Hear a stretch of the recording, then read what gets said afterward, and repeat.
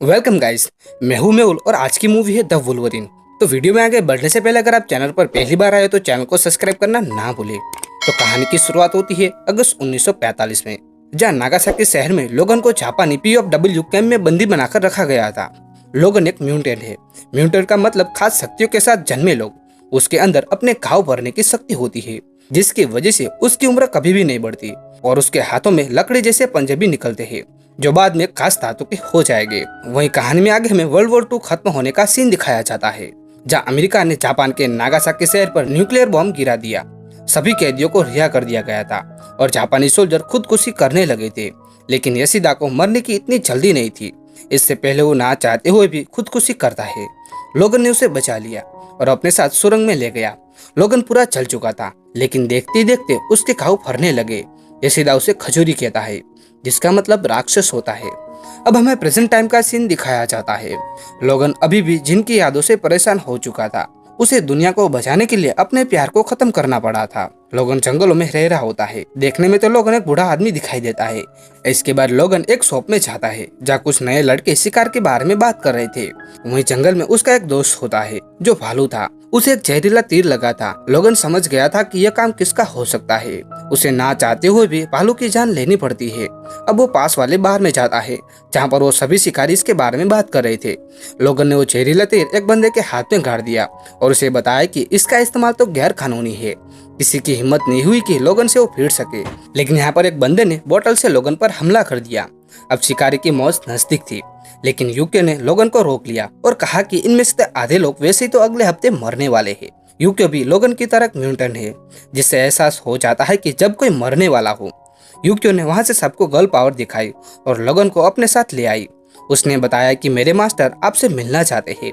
इसका मास्टर वही यशिदा है, जिससे लोगन ने वर्ल्ड वॉर 2 में न्यूक्लियर बॉम्ब से उसे बचाया था। वो दोनों टोक्यो आ जाते हैं।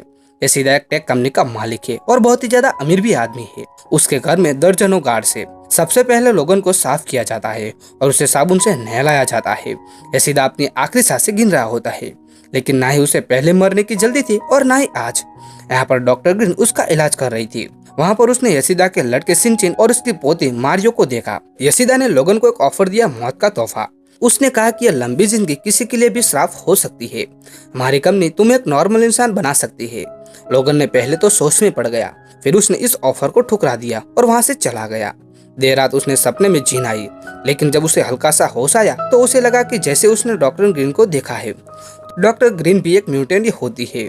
उसके अंदर जहर भरा हुआ था, जो लोगों पर एसिड अटैक की तरह काम करता था। उसने लोगन की बॉडी में अपना जहर डाल दिया था। सिंजिन एक महत्वाकांक्षी इंसान है। उसकी नज़र अपने बाप की वसीयत पर थी, मगर दादाजी ने सारी वसीयत पोते के नाम कर दी थी, जिस वजह से सिंचिन बहुत ही ज्यादा गुस्सा था। अगली सुबह यूक्यो ने लोगन को बताया कि यशिदा अब इस दुनिया में नहीं रहे। उनके फ्यूनरल पर कुछ गैंगस्टर ने मॉन्क्स का भेष बनाकर रखा था। लोगन ने उनका टैटू देख लिया, जिससे वो खफा हो जाता है। उसने मारिको का हाथ पकड़ के कहा कि यहाँ पर कुछ गड़बड़ है। उन गैंगस्टर ने उन पर हमला कर दिया। वो मारिको को अपने साथ ले जा रहे थे। लोगन उनसे लड़ रहा होता है, लेकिन उसके घाव पहले की तरह ठीक नहीं हो रहे थे, क्योंकि उसके बॉडी में ग्रीन का जहर था। वो मारिको के पीछे गया। उसने जैसे तैसे करके मारिको को बचा लिया और अपने साथ पब्लिक प्लेस में ले आया। यहाँ पर हरादा भी उन्हें प्रोटेक्ट कर रहा होता है। यहाँ पर वो मारिको का बचपन का दोस्त है। वो दोनों गान पार्लियों में चले जाते हैं। यहाँ पर वो बदमाश गुंडे उनका पीछा करते हुए यहाँ पर भी आ जाते हैं। लोगन ने उन्हें भी मार दिया। ट्रेन स्टेशन के पास मारिको ने लोगन से कहा कि मेरी जान बचाने के लिए शुक्रिया, लेकिन यहाँ पर लोगन जानता था कि अगर वो उसके साथ नहीं रहा तो मारिको कल का सूरज नहीं देख पाएगी। लोगन को खून बह रहा था। ऐसा उसके साथ पहली बार हो रहा था कि उसके घाव ठीक से सही नहीं हो रहे थे। यहाँ पर वो गुंडे बुलेट ट्रेन में भी आ जाते हैं। यहाँ पर वॉशरूम के पास उसकी फाइट हुई। लोगन ने एक एक करके सबको बाहर फेंक दिया, मगर आखिर वाले ने बाहर जाते हुए लोगन को भी अपने साथ खींच लिया। अब दोनों ट्रेन के ऊपर आ जाते हैं। बुलेट ट्रेन की रफ्तार काफी तेज होती है। लोगन अपने पंजों से अपने आप को बैलेंस कर रहा था, वहीं दूसरा आदमी अपने चाकू से। उन दोनों के बीच काफी फाइट हुई। कुछ देर के बाद लोगन ने उसे भी ठिकाने लगा दिया। वो मारिको के पास गया और उसे ट्रेन से उतरने के लिए कहा। वो दोनों पास के होटल में रात गुजारते हैं। यहाँ पर जिनकी मेमोरीज की वजह से लोगन सही से सो नहीं पा रहा था।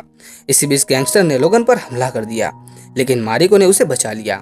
वही होटल मैनेजर का एक लड़का जो बहुत ही ज्यादा जानवरों का डॉक्टर बनने वाला होता है, वो लोगन के शरीर में से सारी गोलियां निकाल देता है। दूसरी तरफ हमें दिखाया जाता है कि डॉक्टर ग्रीन हरादा से जबरदस्ती लोगन को पकड़वाना चाहती थी। वो दोनों मारिको के गांव आ जाते हैं।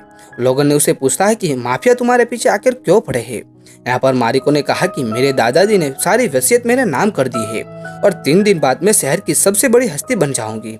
शायद कोई ऐसा है जो ऐसा नहीं चाहता। वे दोनों कुछ दिन वहीं रहते हैं। लोगन के जख्म भी काफी हद तक ठीक हो चुके थे। उन दोनों की बॉन्डिंग काफी मजबूत हो गई थी। लोगन को जीने की एक वजह मिल गई थी। मारिको और उन दोनों के बीच काफी रोमांस हुआ और फिर अगली सुबह मारिको वहाँ नहीं थी। लोगन उसे ढूंढने के लिए बाहर भागा, जहाँ उसने देखा कि माफिया उसे लेकर जा रहे थे। लेकिन उसी दौरान लोगन ने उनके एक बंदे को पकड़ लिया। उसने बताया कि यह सब नुबुरो ने करवाया है। असल में नुबुरो मारिको का मंगेतर था। तभी वहाँ पर यूक्यो भी आ जाती है। उसने लोगन को बताया कि मैंने विजन में आपको मरते हुए देखा है और मेरे विजन कभी भी गलत नहीं हो सकते। लेकिन लोगन उसके विजन पर विश्वास नहीं करता, क्योंकि पिछले 200 सालों में बहुत से लोगों ने उसे मारने की कोशिश की थी, लेकिन कोई भी इसमें कामयाब नहीं हो पाया था। जब लोगन उसे एक पंजा मारता है तो वो आदमी सब कुछ बता देता है। वो बताता है कि यह सब शिनजिन के कहने पर हो रहा था। वो नहीं चाहता कि वसीयत पड़े जाने के दौरान मारिको वहाँ पर मौजूद है और यह सारा खेल पैसे और पावर का है। लोगन ने नुबुरो को बालकनी से फेंक दिया।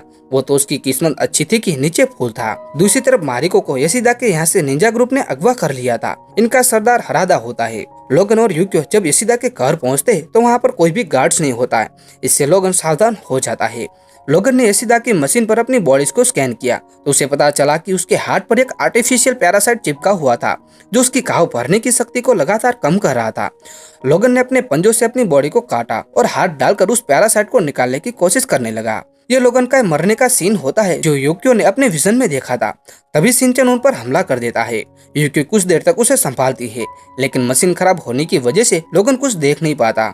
शिनचैन लोगन की तरफ आगे बढ़ रहा था, मगर यूक्यो उसे रोक कर रखती है। लोगन ने उस पैरासाइट को बाहर निकाल दिया था, लेकिन उसकी हार्ट बीट बंद हो गई थी। वो अनकॉन्शियस हो गया था। तभी हमें दिखाया जाता है कि उसके घाव भरने शुरू हो गए थे। उसने अपने दोस्त को बचाते हुए कहा कि मेरे दोस्तों से दूर रहना। उन दोनों के बीच काफी एक शानदार फाइट हुई। काफी कोशिश करने के बाद भी शिनचैन लोगन का कुछ भी नहीं बिगाड़ पाया। लोगन ने उसे छोड़ दिया, मगर शिनचैन पीछे से हमला करता है और लोगन के शरीर में तलवार घुसा देता है।